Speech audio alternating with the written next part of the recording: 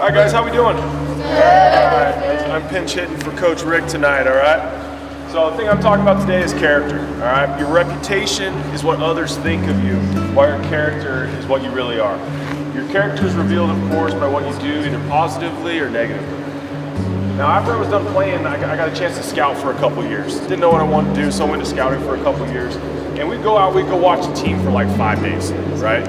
The best players you'd always kind of know who they were after like 1 or 2 days. And I started sitting with some scouts that have been in the game for a long time, 10, 20 plus years. And they would tell me, they're like, hey, consider yourself lucky if you get an opportunity to see some of these really good players have 2, 3, 4 bad games in a row. And I was like, man, why? Like, why would I want to see that, right? And they were like, you get to see their true personality, who they are, their true character, right? You get to see how do they treat their teammates, how do they treat their coaches, how do they treat their umpires? Do they still respect the game and play hard when things aren't going well? How's their body language? Do they let their circumstances determine who they are as a person? And so as a scout, it was my job to figure out who the whole player was, right? And that included a person's character. So our verse of the week is Romans 12:2, and it says, do not be conformed to this world, but be transformed by the renewal of your mind, that by testing you may discern what is the will of God, what is good and acceptable and perfect. Now, Jesus didn't try to follow what the culture said was right or wrong.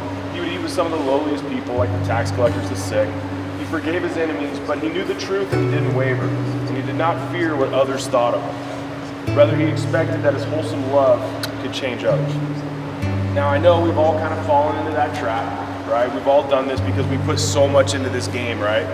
Where we start to argue with umpires. We start to make excuses, blame others, throw equipment, not work as hard as you can, right? And that happens, but the thing is we need to be able to catch ourselves when we're doing that and get out of that. And hopefully continue to try to build on our character. So remember, do not be conformed to this world, but be transformed by the renewal of your mind. Baseball is what you do, it's not who you are. And I know I fell into the trap for a long time of thinking being associated with the game. And it wasn't until I remember my wife telling me that. And once I really got a hold of that baseball is what I do, it's not who I am, I felt like I could relax, just play, and enjoy the game. So that's some advice I have for you guys.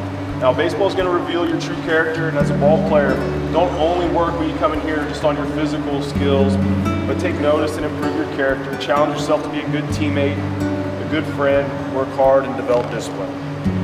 Sorry, and I actually read this little quote last week, and I wanted to share it with you, and just kind of my final stuff. It said, be careful of your thoughts, for your thoughts become your words. Be careful of your actions, for your actions become your habits. Be careful of your habits, for your habits become your character. And be careful of your character, for your character becomes your destiny. I thought that was pretty cool. Just want to share it. All right, you guys ready to go tonight? Yeah! Let's pray. All right, dear Lord, thank you for this opportunity to play baseball in this facility with our teammates and our friends. Help us through baseball to develop and improve our character and learn lessons that will help us throughout life. Thank you for your word. Thank you for this facility. In Jesus' name, amen.